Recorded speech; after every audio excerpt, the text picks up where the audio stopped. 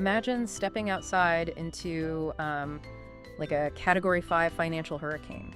Do you try to bolt yourself to the bedrock and just, wait it out? Or do you grab a kite and try to harness that chaotic wind? Right, it's a wild scenario. Yeah, and today we're actually looking at exactly that scenario. We've got this really fascinating deep dive into a highly specific algorithmic observation log from Team AI Lab. From August 28, 2026. Exactly.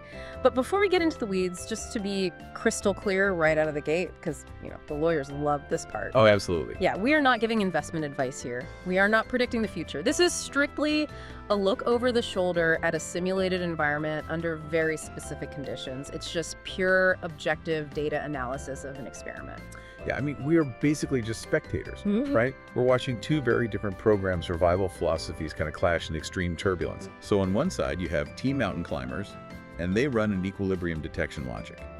And then on the other side, you've got Team Wave Riders, and they utilize a surging force tracking system. Okay, let's unpack this. So conceptually, when the massive hurricane hits, the climbers are bolting their house to the bedrock, while the riders are, outside trying to build a wind turbine. Conceptually, yes. But mechanically, it's really about how they read the raw market data. So the equilibrium detection algorithms, they scan the market's volatility looking for a mathematical anchor. Okay. They hunt for assets or sectors where the variance drops to near zero, regardless of what the broader market is doing. Like the eye of the storm. Exactly.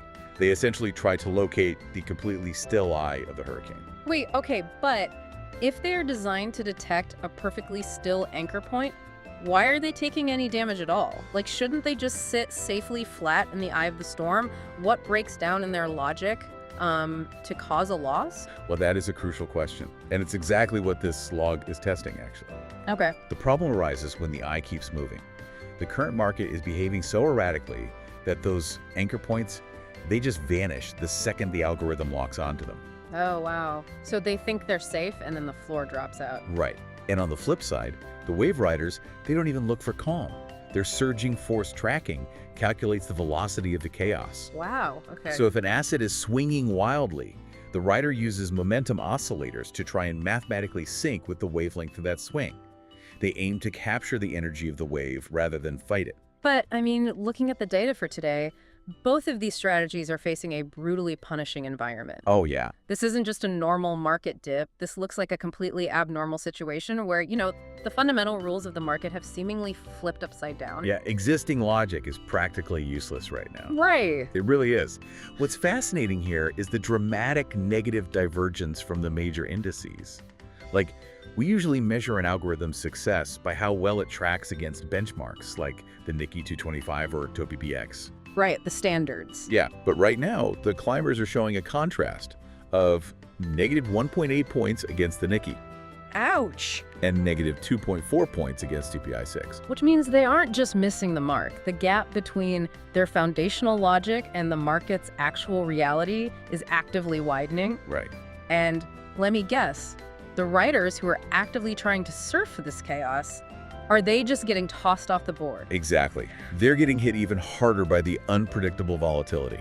They're down 3.0 points against the Nikkei and 3.5 points against TPIX. Oh, man. The turbulence is so chaotic that calculating the velocity of the wave is near impossible for the algorithms. So because the main forces, the active roster of algorithms currently out there taking this beating, because they're struggling so heavily, the system had to adapt, right? It drafted new talent today. Yes. So at 9.00 JST today, they deployed 1 new climber unit and 7 new rider units into the 10-session roster. Basically, these algorithms, they operate on a 10-session mandated tracking protocol, meaning they have 10 market sessions to execute their logic and prove their worth. Oh, I see. By deploying new talent, they are throwing fresh logic into the meat grinder to see if these new units can parse a storm that the older main forces simply weren't trained for.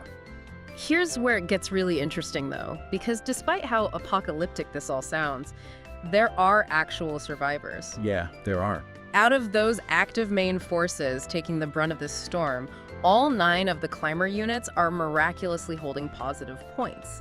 And 21 out of the 29 active rider units are also in the green.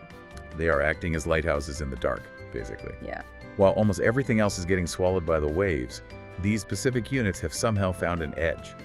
We even saw the exiting rider units, the ones that finished their 10-session protocol today.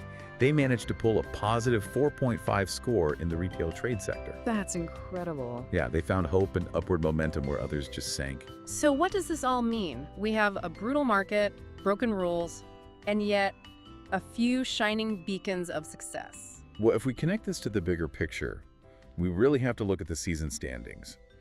The climbers are sitting at a total of positive 136.5 points for the season. Wow.